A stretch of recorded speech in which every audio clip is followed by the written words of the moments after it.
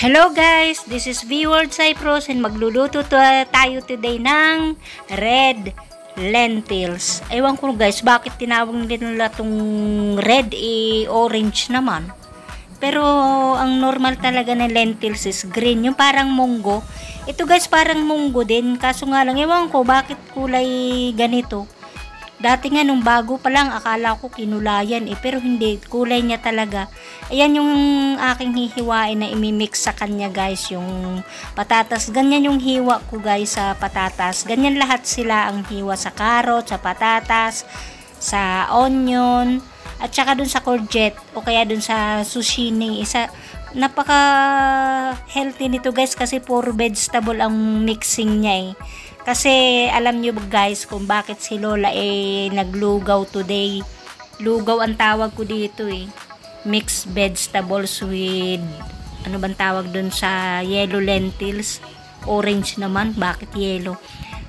Yan ang pagkain niya today guys kasi anong meron today? 2 weeks silang mga Orthodox, 2 weeks silang naka-fasting hanggang August 15 ata guys yun.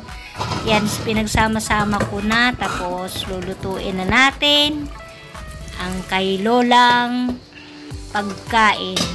Guys, napaka health conscious nitong alaga ko, kaya ang pagkain niya guys dito talagang most of the time is vegetable na kung tutuusin talaga namang masarap nga at healthy sa katawan natin. Kaso tayo gusto natin ng karne, ng manok, basta mga ganyang mga medyo heavy.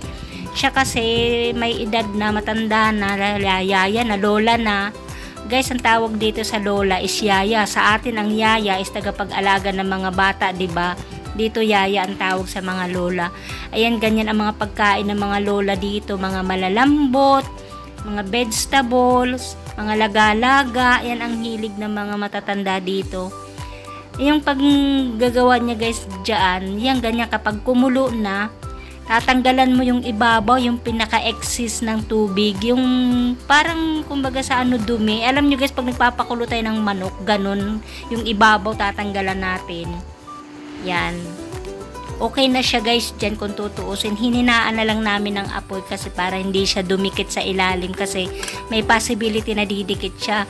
Madali lang naman trabaho yan pakukuluan mo lang, sama-sama lang sila. Pero uunahin mo syempre yung matigas na pakuluan. Tapos half na lang ng pagluluto, ayan.